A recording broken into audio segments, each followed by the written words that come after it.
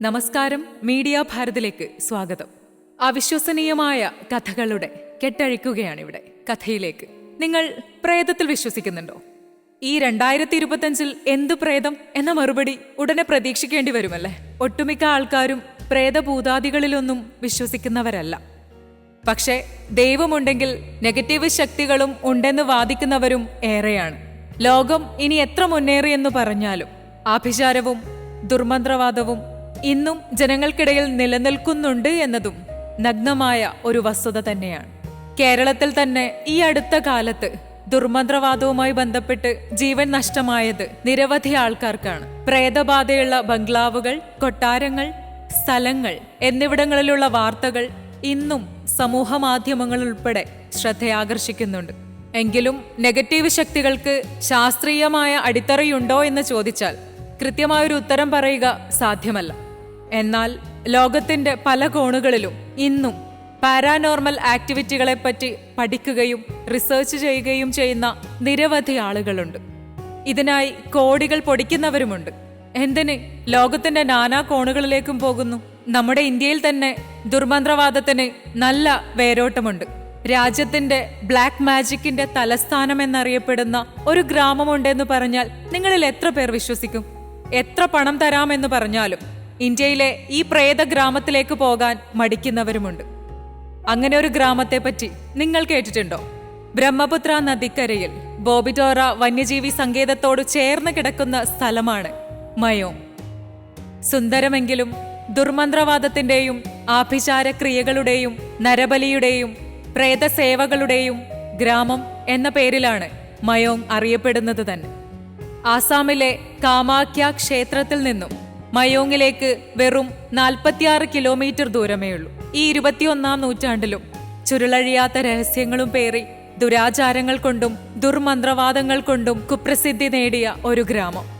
കേൾക്കുമ്പോൾ അവിശ്വസനീയമെന്ന് തോന്നുമെങ്കിലും ഇന്ത്യയുടെ capital city of black magic എന്നറിയപ്പെടുന്ന മയോങ്ങിൽ നിന്നും വീശിയടിക്കുന്ന കാറ്റിനെ പോലും ആളുകൾ ഭയന്നിരുന്ന ഒരു പഴയ കാലമുണ്ടായിരുന്നു. മഹാഭാരതത്തിൽ പോലും മയോങ് എന്ന ഗ്രാമത്തെപ്പറ്റി പരാമർശിച്ചിട്ടുണ്ട്.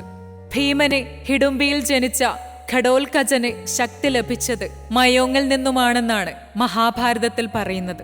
1330 മുഹമ്മദ് ഷായുടെ 100,000 വരുന്ന പടയാളികൾ മയോങ്ങിലെ കാടുകളിൽ ആഭിചാരക്രിയകളുടെ ഫലമായി അപ്രത്യക്ഷമായി എന്നും കഥകളുണ്ട്. ഔറംഗസേബിന്റെ കാലത്ത് രാജചരിത്രകാരനായ മിർസ മുഹമ്മദ് ഖാസിമിന്റെ ആലംഗീർ നാമയിലും മയോങ്ങിലെ ആഭിചാരക്രിയകളുടെ കഥകളുടെ വർണ്ണനകളുണ്ട്. പണ്ടുകാലത്ത് നരബലിക്കായി ഉപയോഗിച്ചിരുന്ന വാളുകളും മൂർച്ചയേറിയ വസ്തുക്കളുമെല്ലാം സമീപകാലത്ത് പുരാവസ്തു പര്യവേഷകർ കണ്ടെത്തിയിട്ടുണ്ട്. രാജാമയാങ്ങിലുള്ള സെൻട്രൽ മ്യൂസിയം ആൻഡ് റിസർച്ച് സെന്ററിൽ ആഭിചാരക്രിയകളെ സംബന്ധിച്ച പല വസ്തുക്കളും പ്രദർശിപ്പിച്ചിട്ടുണ്ട്. ആഭിചാരക്രിയയും ദുർമന്ത്രവാദവും നിരോധിക്കപ്പെട്ടെങ്കിലും മയോങ്ങിലെ മന്ത്രവാദികളുടെ പിന്മുറക്കാർ ഇപ്പോഴും ചികിത്സകരുടെ രൂപത്തിൽ ഇവിടെയുണ്ട്. ബേസ് അഥവാ ഓജ എന്നാണ് ഇവർ അറിയപ്പെടുന്നത്.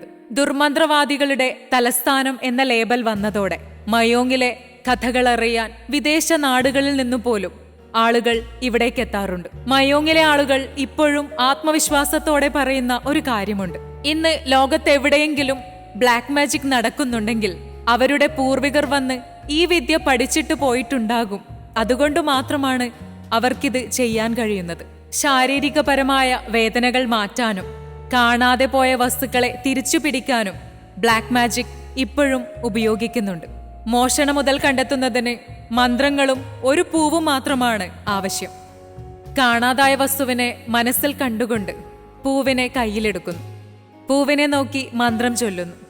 ഈ പൂവ് പറന്നുപോയി നഷ്ടപ്പെട്ട വസ്തുവിരിക്കുന്ന യഥാസ്ഥാനത്ത് വീഴുമെന്നാണ് അവരുടെ വിശ്വാസം. മന്ത്രവാദം ഇന്നും നടമാടുന്ന ഈ ഗ്രാമത്തിൽ ഒരു ഡോക്ടറോ പ്രാഥമികാരോഗ്യ കേന്ദ്രമോ ഇല്ലെന്നും നിങ്ങൾ അറിയണം.